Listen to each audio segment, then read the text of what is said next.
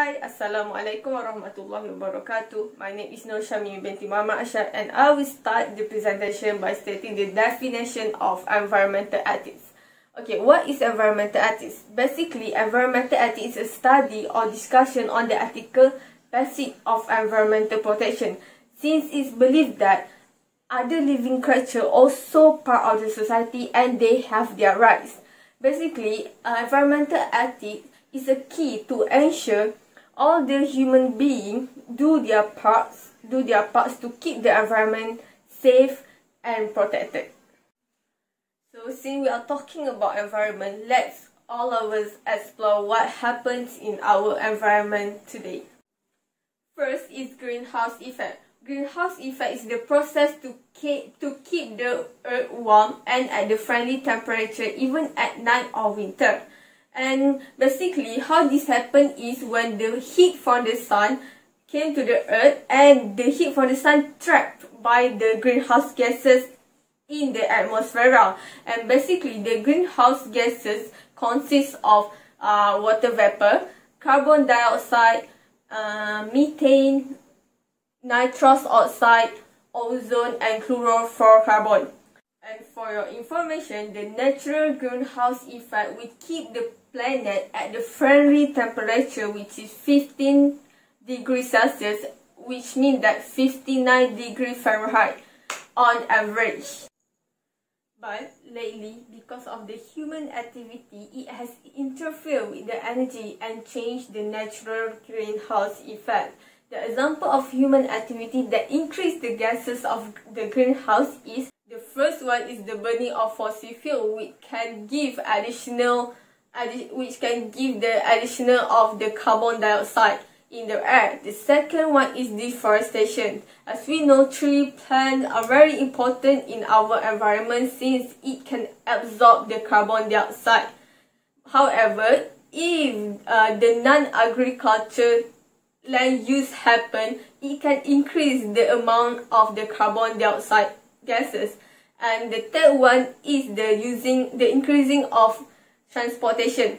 It's also part of the contribution that increase the greenhouse effect. And the last one is the using of aerosol, which will release the CFCs that responsible for depleting the ozone layer, because it can destroy the ozone molecule, which can also increase the greenhouse gases. All of this human activity, it changed the natural greenhouse effect, and because of the increasing of the gases of the greenhouse, it trap extra heat from the sun and lead to the increasing of the temperature. As a result of the increasing of the temperature, it lead to the global warming. Almost 95% of scientists certain that the causes of global warming is happen because of the increasing of the greenhouse gases and also the other human emissions. And when the temperature is increasing and rising, it can change the climate because all the climate system are connected to each other.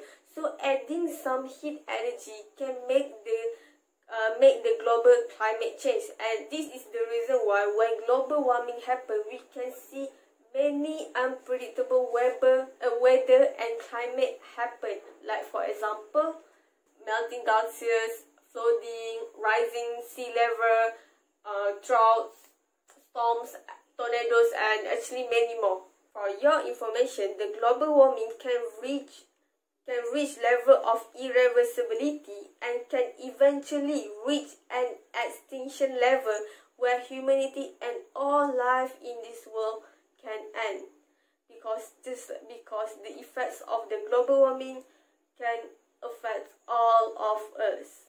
The first reason why I say it can affect all of us, because when global warming happens, the productive of rice, the staple food of more than 1/3 of the world's population, decline 10% with every 1 degree Celsius increase in temperature. For your information, there are some predictions that Thailand, the world's largest rice exporter, however, may reduce their production like by 25% if the temperature keep on increasing. Next, hundreds of plant species will disappear and 100 more will move thousands of miles because, according to the IPCC, at 1.5 degrees Celsius, average rise might put 20 to 30% of species at risk of extinctions. And if the planet warms by more than 2 degrees Celsius, most ecosystems will struggle. Not only the plants and this other species, but humans also will exposed by various types of disease like allergy, asthma, and infectious disease. Not only that, it also can affect our economy. Forest, farm, city will face trouble because of the new pests, heat waves, downpour, flooding, and all of these factors will damage and destroy the agriculture and also fishery. Assalamualaikum warahmatullahi wabarakatuh. My name is Mohammad Farieq Danial by Rithaudin, and today I'm going to talk about air pollution. So what is air pollution?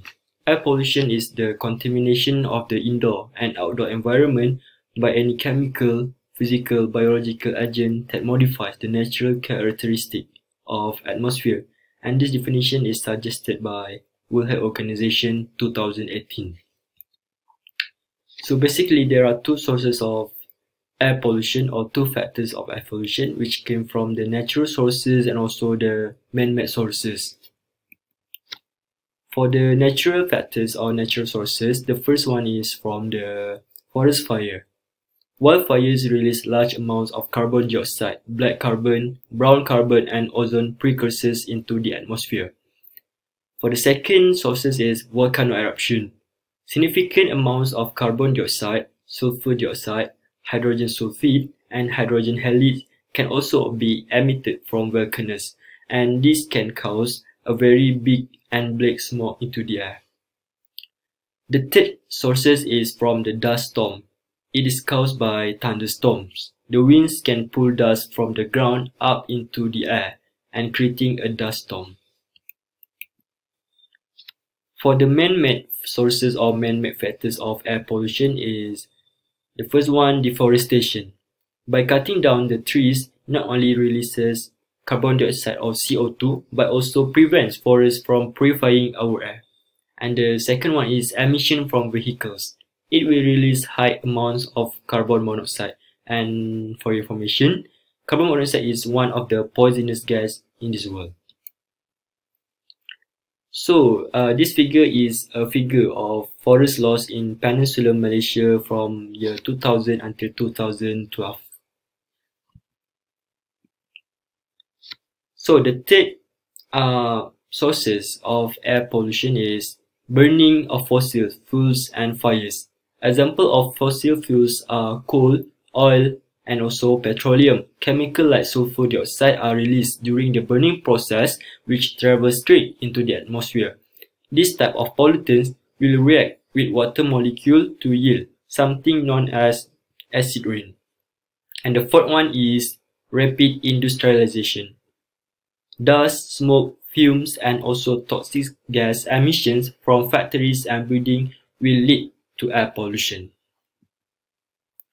Alright, so moving on to the classification of air pollutant. Basically, air pollutant is divided into two categories, which one are primary pollutant and also secondary pollutant. For the primary pollutant, it is emitted directly from a source. For example, carbon particle from unburned fuel, carbon monoxide from vehicular exhaust, sulfur dioxide from combustion of coal, smoke, and ash. Secondary type of pollutant, it is formed in the atmosphere from a reaction of primary pollutant and atmospheric constituent. For example, nitric acid, sulfuric acid, and also ammonia.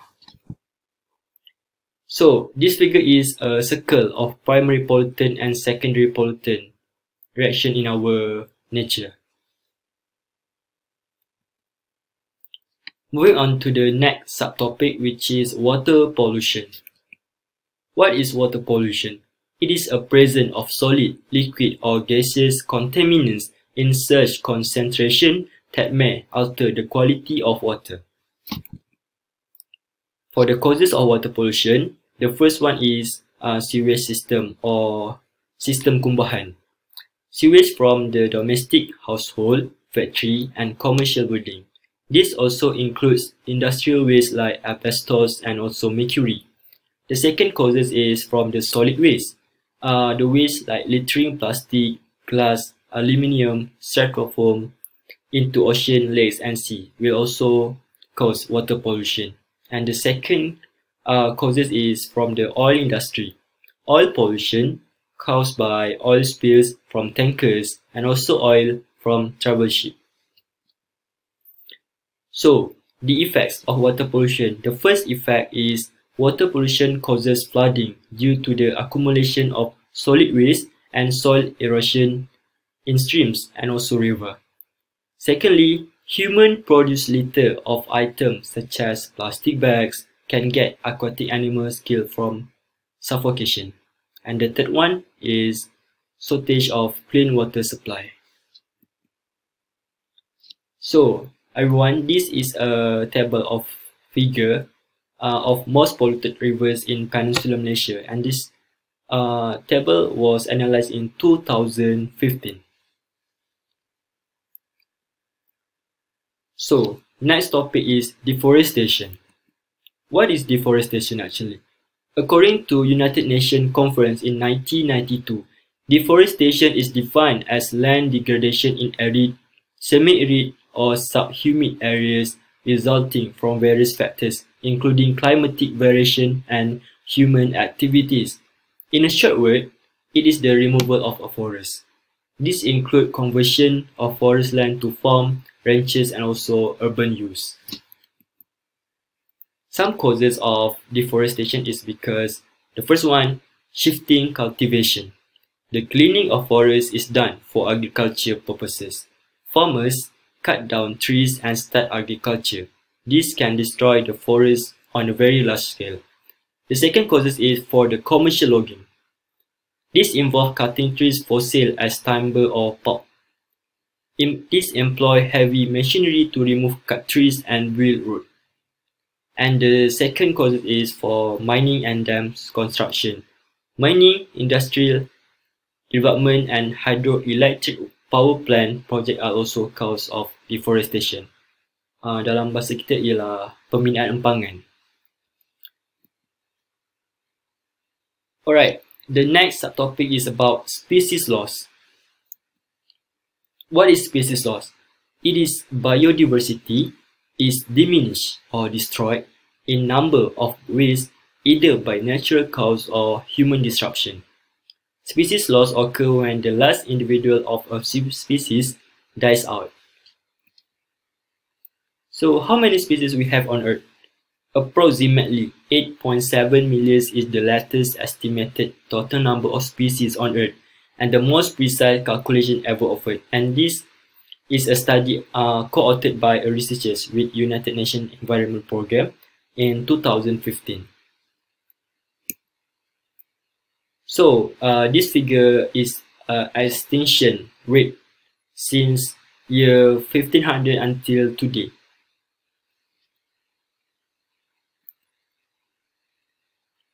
So what are the factors of species loss in our nature? The first is by nature cause, and also the second factor is by human disruption.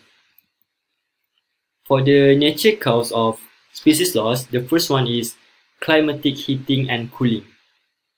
The Earth's glaciers and polar ice caps may seem like indestructible mountains of ice, but they are slowly melting from global warming.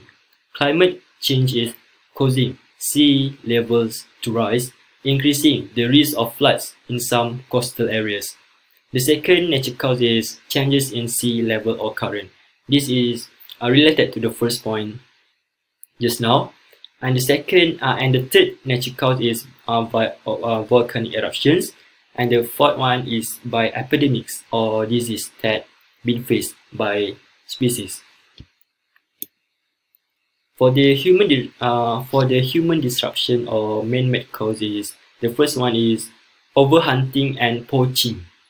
The ivory of elephants, the fur and organs of tigers, the deliciousness of tuna, and the supposedly medicinal effect of shark's fin are some examples of why we have overhunted this animal to the point of extinction. The second one is pollution. When we introduce unnatural chemicals that contaminate our air, soil, and seas, it interferes with the metabolism of animals and they are unable to cope with it. And the third man-made causes of species loss is confiscated products made from endangered species. Do you know that the total of number of non-threatened animal species has increased from 502,005 to 8,462 since 1996.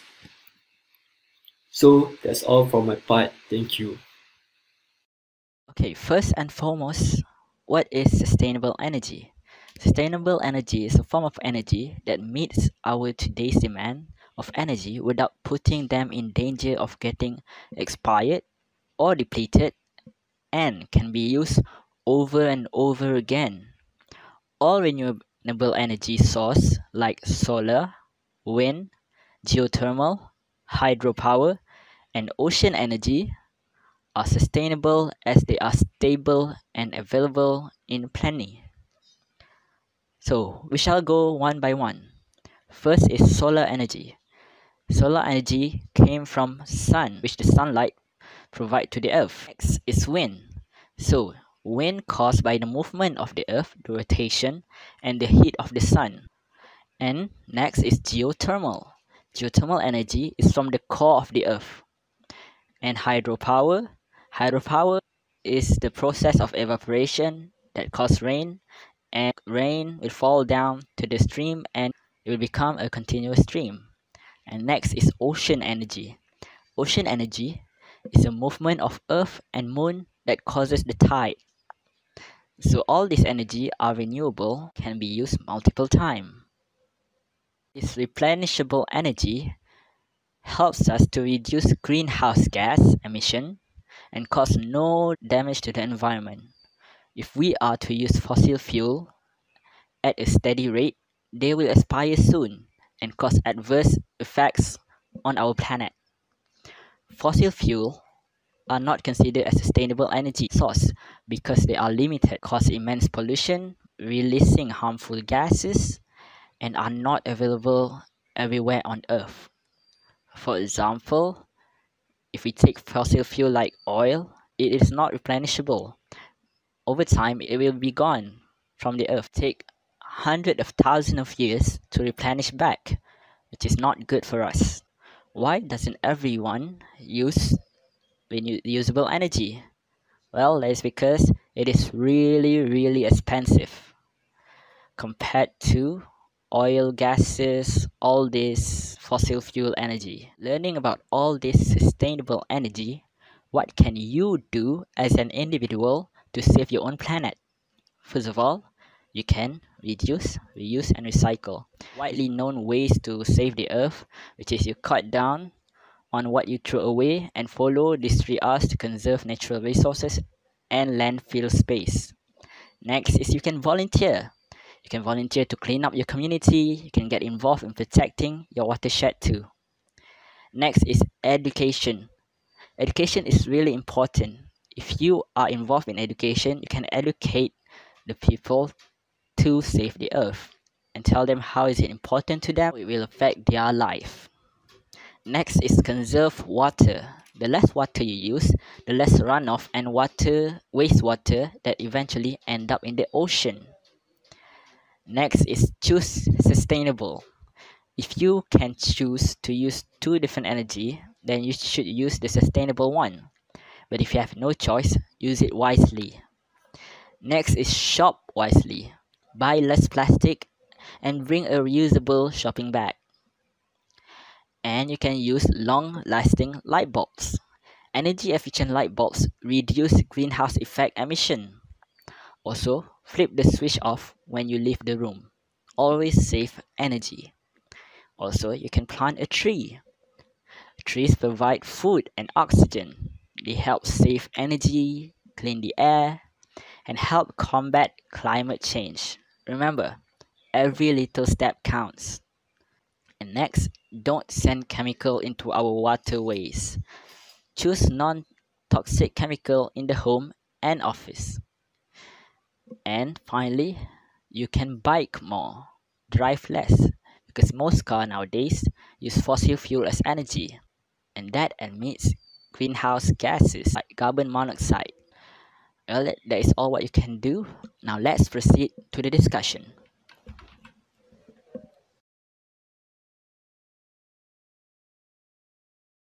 Okay, Assalamualaikum warahmatullahi wabarakatuh. Moving on to the next point, which is energy consumption. So first and foremost, let us define what is energy. So energy is the power we use for heat, transportation, and manufacturing. So there are two forms of energies, which are renewable ataupun sumber yang boleh diperbaharui. Contohnya macam solar, wind. These are the sources that we can say they are sustainable. But in the case of non-renewable sources, for example, petroleum, coal, they are non-sustainable. So next we discuss about energy consumption in Malaysia. So in Malaysia, as you can see, the large portion of energy consumption is derived from non-renewable sources. So this is worrying because sooner or later these sources ataupun energy will deplete ataupun habis. So next we have energy consumption breakdown in Malaysia. So as you can see from the figure, most of energy ataupun the large portion of energy breakdown is from fuel. So there are three main issues ataupun concerns in energy consumption, which are first, we cannot deny or argue the fact that energy consumption will harm wildlife and habitat. Because why? Because let's say if we are to build a reservoir ataupun empangan, of course this will harm ataupun endanger the habitat, because why? Dia akan memusnahkan pokok-pokok. So next, the concern is that ataupun the issue is that with the increment of population, of course we can say that the demand for energy is growing. So in this case, bila dah demand, we cannot assure that the supply of energy will be enough to accommodate the demand. Okay, next we have greenhouse effect. So of course when we use petrol for transportation and etc., of course it will bring towards greenhouse effect, which is the emission of carbon dioxide towards the atmosphere. So as you can see from the figure, from year to year, as you can see, the air pollution activities are increasing. Next we have water pollution activities, which as you can see from the materials are not from nature, but it was man-made products. For example, like synthetic fabric, tire. So these are all man-made ataupun industrial punya products. When we have discussed about all those pollutions, all those threats on the environment, of course kita akan tertanya-tanya, isn't there any means or any initiative to tackle ataupun address this kind of issue? In fact, sebenarnya ada. In 1992, we have Rio Declaration by United Nations Conference on Environment and Development. It is also known as a summit. So what is Rio Declaration ni?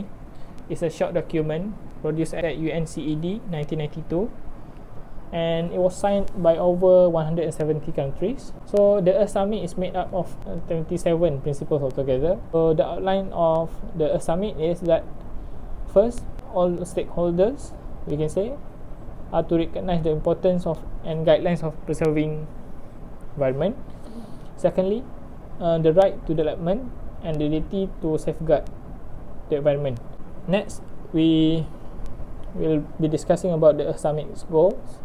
So there are three goals: to establish a new and equitable global partnership, working towards national agreements, and to recognize the integral and the interdependent of nature of the earth. Next, ethical perspectives on environmental ethics. So we have here first anthropocentric. So for anthropocentric, nature is best protected for its benefit on human needs. So for example, we have to protect the rainforest because why? Because it provides us with oxygen. So we can see that in anthropocentric view, environment is merely seen ataupun regarded as an instrument or tool for our benefit. Okay, next we have biocentric. So in the case of biocentric, it is in opposing view with anthropocentric earlier. Meaning to say, in biocentric, it regards environment as having or possessing moral standing or intrinsic values. So in this view, man is not superior, but then he is equal to that of livings and animals. So in this case, humans should minimize interference with nature.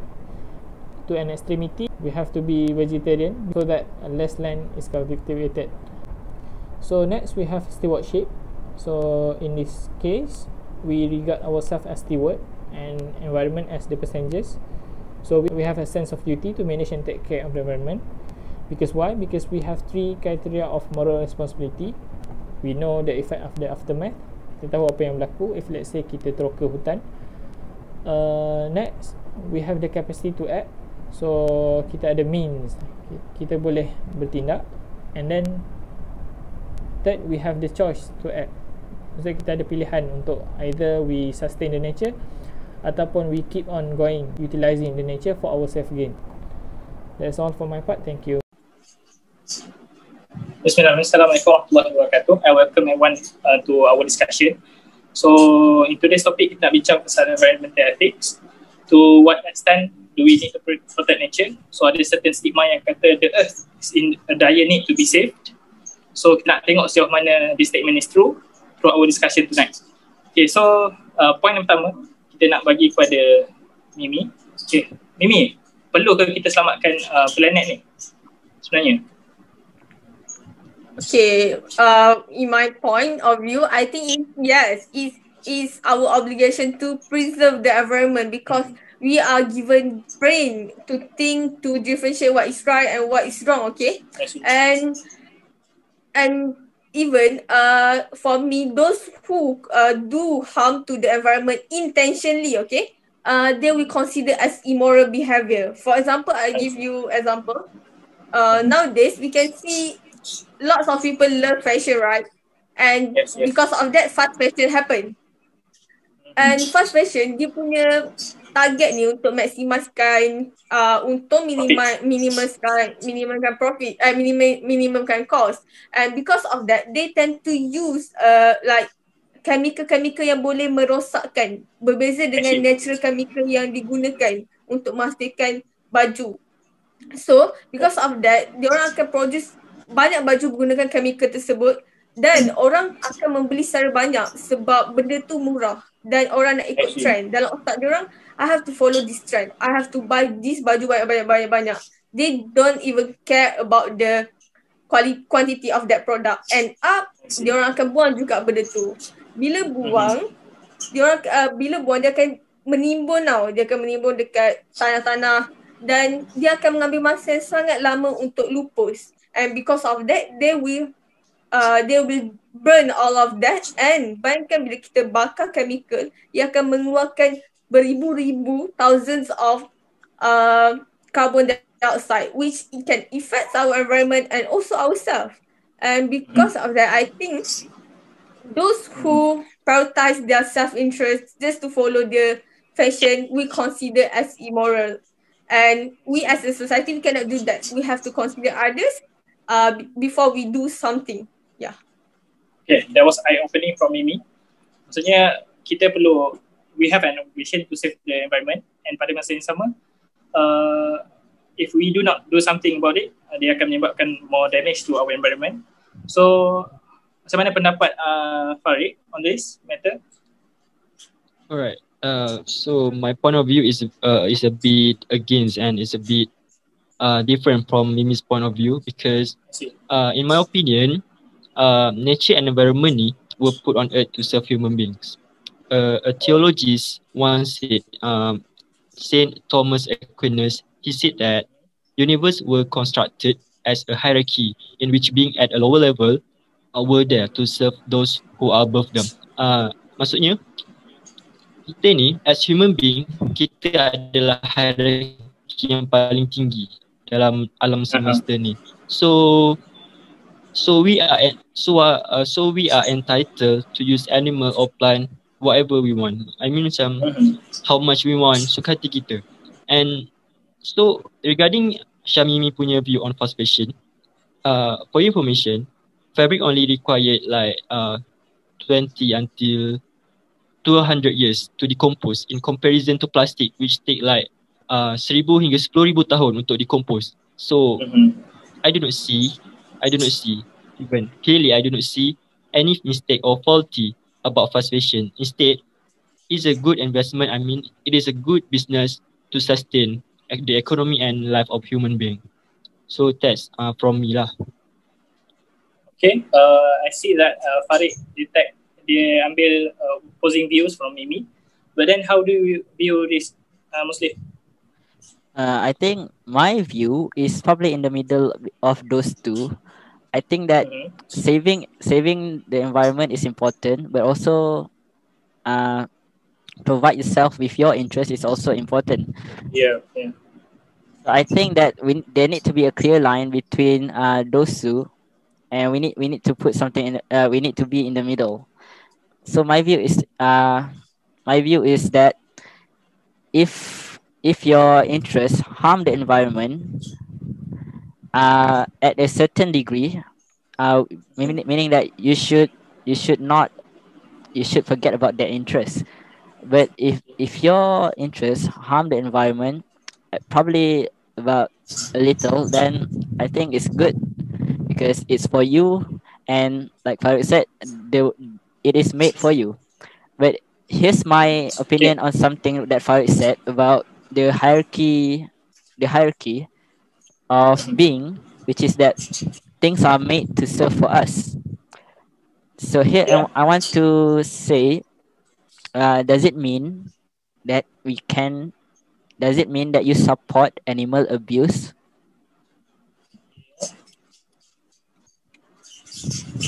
Farieq?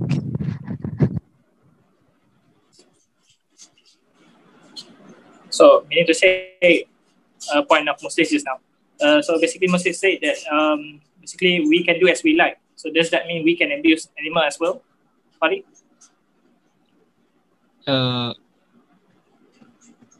didn't mean that, but kita boleh guna dorang still how much capacity kita guna, kita nak.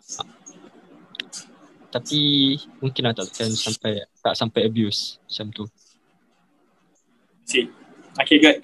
Now kita dah discuss about environment. I think it was a good session about environment. Tapi of course kita tak tinggalkan discussion ataupun scope of discussion about environment, nature semata-mata, about air, about river. Tapi kita tinggalkan ada satu sisi lain yang kita kena tengok, which is on animal side lah. So how do you view Muslim? How do you view pasal animal? So thank you, Danny, for asking me, because I have a very particular points on animal. But I want to make the scope a little smaller to preservation of animal. As you know, there are extinct animal. They are endangered animal which are about to extinct. And I want to share my point on this, because I think it's also important that we learn about our moral ethics on this kind of animal, the endangered animal. So, as we all know, there are a lot of causes of extinction, and I derive this type of extinction into two types, which is human intervention and nature intervention. For human intervention, it could be from animal poaching, deforestation, they lost their habitat, and pollution. And nature intervention could be that the climate change and others. So the reason why I highlight these two type of intervention is because I want to give you my two opinion on this. First is that I support the preservation of endangered animal, which are which are endangered due to human intervention, meaning that they are endangered because they could be harmed, they die because they lost their habitat and others. And here's another thing that I like to make it clear is that I do not support, I repeat, I do not support the preservation of animals that are endangered due to nature intervention. So nature intervention, so here, what I can say is that it is very related to Charles Darwin theory of natural selection, because in Charles Darwin theory of natural selection, the main point is that it is the survival of the fittest. So to make you guys understand this more, is that the animal that are endangered due to nature intervention fail at natural selection as a species. There are two. I can name two type of animal, which is panda and sloth, which fail at this. But still, we try to preserve them, save them from extinction. Okay, let's say the scope to panda. I think we all know that panda is a cute being and worth saving. But my thought is otherwise. First of all, because first panda contribute 0 or less to the ecosystem, meaning that they are not important to nature, but yet we still save them. And second is that panda cost billions and billions to preserve. And another thing is the fact is that panda spend 2/3 of their life eating and a third of them sleeping, and they can't even mate. You know, the people who take care of the panda need to show them a panda porn in order to get them into the mood. So I think this is the creature that is not worth saving, because they actually themselves as a species fail at natural selection, meaning that the earth is evolving, but they do not. So this is the type of preservation of animal that I do not support. Okay. So you guys have you make any your thought on points this? clear, Muslim. You mean to say billions of dollars can be spent elsewhere? Yes, aside from kita to spend other money. animals that are more important to the ecosystem. Yes. Yep. So how do you view Mimi? Yes, Mimi want to May say I something? interrupt something? Okay. Okay. Yes. For me, panda is still animal that we have to take care of it. Like I will make some comparison. Just imagine human. We also have human that functions so well, but we also have human that yang not functioning. Like for example, those who are taking drugs, and still we take care of them because they are humans. Same goes with panda. They are animal. Just imagine if we kill those non-functional human, it can be considered as murder and it can be considered as immoral. So you see my point? So I think the way you see panda is something that can boleh pupus because dia tak menjamin apa is contradict from my view. Yeah. But Mimi, you said something about killing. I'm not saying killing the panda. I said let's just let nature do it. That's why my view is different from you. Let's just nature do it, okay? Because But they can't there was survive an as a discussion. species. Yes. Okay, there was an discussion. Okay, Mimi, you have something to say. Go ahead. But just now Muslim mentioned about the money, right? That the government give to take care of the environment. Yeah, you say like it's something yang tak patut diberi, like it can give to other human, to other animal as well, right? Yeah. rather than give to the panda. Same goes to human. Rather than give to the non-functional, we should give to the functional human. Also, we should more focus on the functional human. But so my point is animal. You cannot differentiate like just because panda, you cannot bagi less attention on that. See. Yes. So here you means that what do you mean actually? regardless of how the animals do not contribute, the fact that the animals do not contribute to the ecosystem, we have still to take care of them regardless of the animals. I think that was the iteration of Mimi's point. Yes, absolutely right. Okay, good. I think that was it for our discussion. It was a good discussion. I think we are short on time. All of you have, yes, we are short on time. So we just come to a concluding sentence from each of you. So how do you, in short, how do you view about environmental ethics? Do we need to go preaching around? Do we need to preach around to people saying that we need to protect the earth? The earth is dying, and the fact that do we have to go to that extent? So I think you may conclude now.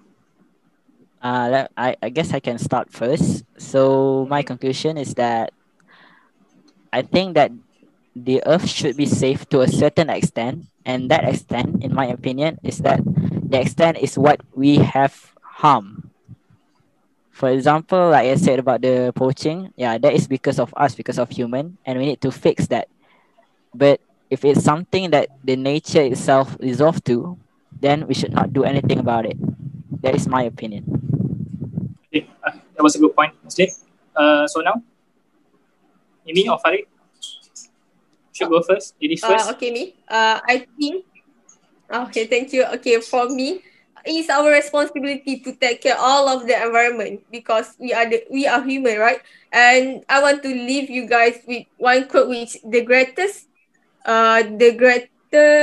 threat to our planet is the belief that someone else will save it. We save it. So which means we are the one who have to save the earth. Okay, that was a good point. Farieq, how about you? Alright, so for me, all in all, I think I still believe in my stance, saying that we still can do whatever we want to any level to animals and plants. Because, as I told you before, we are human beings. We are in the higher hierarchy than animals and plants. So, I think it is not wrong for valuable beings like us to use less valuable beings. Therefore, it is not wrong for human being to use animal to the extent like extinction, because at the end of the day still semua benda akan habis, semua benda akan hilang, semua benda akan musnah. So why not human start daripada sekarang? Sebab at the end of the day still consequences tetap sama. So that's all from my point of view lah. Okay, that was a enlightening punya views from you guys. So each of us ada pandangan sendiri. So we can just simply agree to disagree. With that, I leave you guys with Assalamualaikum warahmatullahi wabarakatuh. And with that, I end the discussion.